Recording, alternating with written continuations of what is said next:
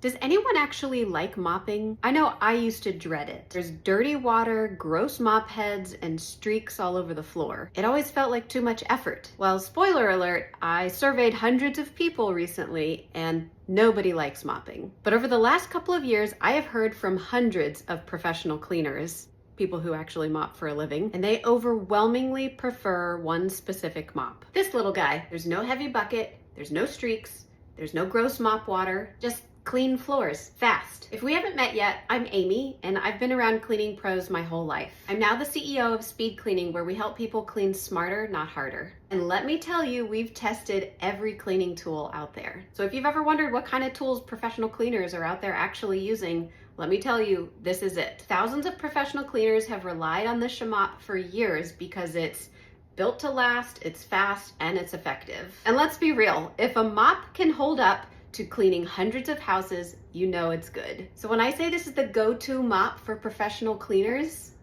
it's because it's been put through the ringer, literally, and it's overwhelmingly the best mop around. Okay, so quick mopping tip based on some of the frustrations that you all shared with me when I did a survey recently. A lot of you expressed frustrations with floors looking streaky, looking dull, or just generally looking dirtier than when you started. This can be caused for two reasons. The first reason is maybe you're using too much water. You're putting too much water on your mop, you're putting too much water on your floor. So no matter what mop you're using, no matter what mop system you're using, if you're adding too much water to the floor, it doesn't dry quickly enough to evaporate before leaving watermarks and streaks on the floor.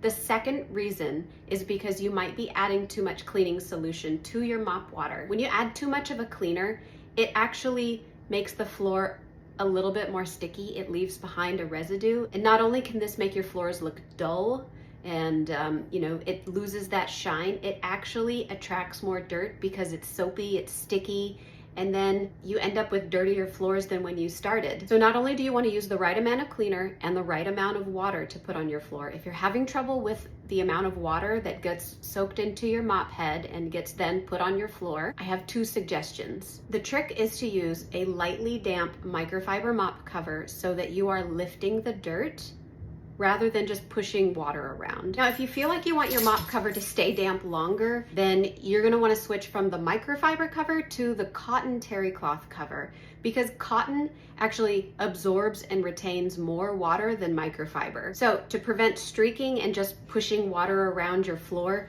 you're gonna want to make sure that you're using the right amount of water and that your mop cover is really just damp, and that you're also using the correct amount of cleaning solution. But if you're still using a clunky old mop that still leaves streaks behind, it might actually be time for an upgrade. And this one is perfect for that because it grabs the dirt instead of smears it around your floor. And that is why professionals love this mop, because there's no streaks, no puddles, just clean floors. And I know what you're thinking, Amy, it's just a mop. How different can it possibly be? And I thought the same thing. But honestly, after hearing from hundreds of cleaning professionals over the last couple of years, I started to realize, oh, okay, there really is something different about this mop. So tomorrow, I'm gonna show you exactly what makes this thing different, and I'll even compare it to some really popular mops that are out there, and so you can see the difference. And if you're still wondering how you can mop and still manage to avoid messing with dirty mop water, I'm gonna cover that in my video tomorrow. So stick around, you're definitely gonna wanna see this. But in the meantime, tell me what's the most annoying thing to you about mopping. Let me know in the comments. I think we've probably all been there and we can all share in our frustrations together. Bye!